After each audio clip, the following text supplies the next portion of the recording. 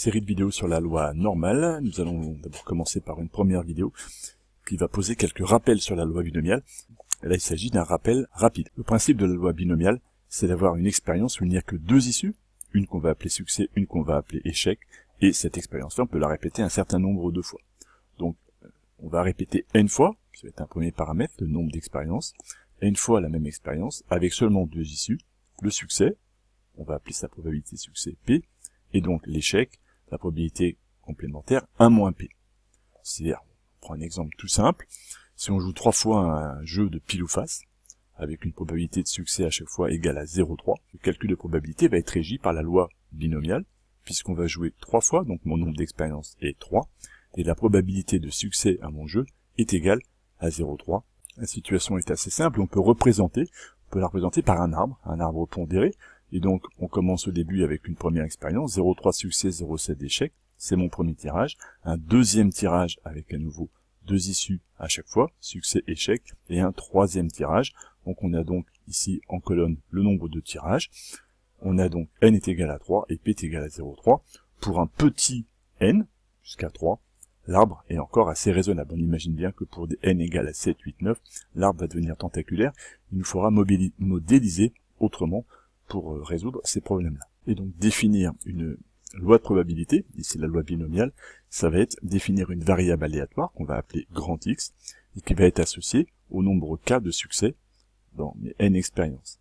C'est-à-dire que la variable aléatoire grand X va prendre toutes les valeurs possibles, entières, entre 0 et n, mon nombre total d'expériences. Donc si je reviens à l'exemple que nous avons pris précédemment, ici avec l'arbre pondéré, eh bien, si j'opère ce chemin-là, j'aurai 1, 2, 3 succès, donc ma variable aléatoire vaudra 3. Si j'opère ce chemin-là, et puis après je bifurque ici, je n'aurai eu que 2 succès, ma variable aléatoire vaudra 2, grand X vaudra 2. Si j'arrive ici, grand X vaudra 2. Donc on voit que pour que grand X soit égal à 2, il va y avoir plusieurs chemins qui vont aboutir. On aura encore ce chemin-là qui aboutirait à 2 succès. Donc on va être amené après à déterminer la probabilité que grand X soit égal à 2, et donc il faudra ajouter les 3 probabilités correspondant aux 3 événements où grand X est égal à 2.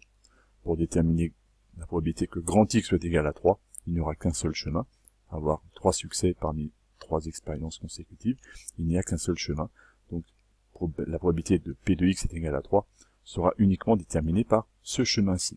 Et donc quand on va définir une loi binomiale avec une variable aléatoire grand X, on donnera bien ces deux paramètres, n et p, n le nombre de tirages, le nombre d'expériences, et p la probabilité à chaque fois de succès.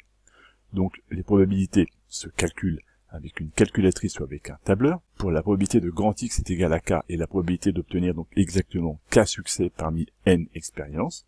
On pourra aussi des fois calculer p de grand X inférieur ou égal à k, qui est la probabilité d'obtenir au plus k succès, avec toutes les valeurs inférieures possibles, et on observe aussi que P de grand X supérieur à K est égal à 1 moins la probabilité de grand X inférieur ou égal à K, c'est-à-dire que la probabilité d'avoir plus que 2 succès, eh bien c'est le complémentaire que d'avoir un nombre de succès inférieur ou égal à 2. On termine enfin par un théorème où on donne l'espérance, la moyenne en fait, de la variable aléatoire qu'on va appeler E de grand X pour l'espérance, qui est calculée par le produit des deux paramètres, le nombre d'expériences fois la probabilité, qui va donner le gain moyen, ou le nombre de fois qu'on peut espérer de gagner, n fois p. Tout ceci a été expliqué dans une playlist précédente. Si cela va trop vite, je vous invite à retrouver l'ensemble des vidéos concernant la loi binomiale pour rentrer plus en détail dans ces notions. On va terminer par une petite application rapide. On lance 15 fois de suite une pièce de monnaie truquée. La probabilité d'obtenir pile sur un lancer de 0,3. Eh bien, on peut dire que x suit une variable aléatoire, qui est égale au nombre de piles obtenues, au nombre de succès. Et donc, x suit donc une loi binomiale de paramètres n est égal à 15, le nombre d'expériences, et la probabilité de succès, 0,3. On peut construire avec un tableur le diagramme donné ici, qui me donne les valeurs de ma variable grand X en fonction du nombre de tirages. Donc je vais avoir la probabilité d'avoir 0 succès, qui va se mesurer là, d'avoir 1 succès, probabilité d'avoir 2 succès.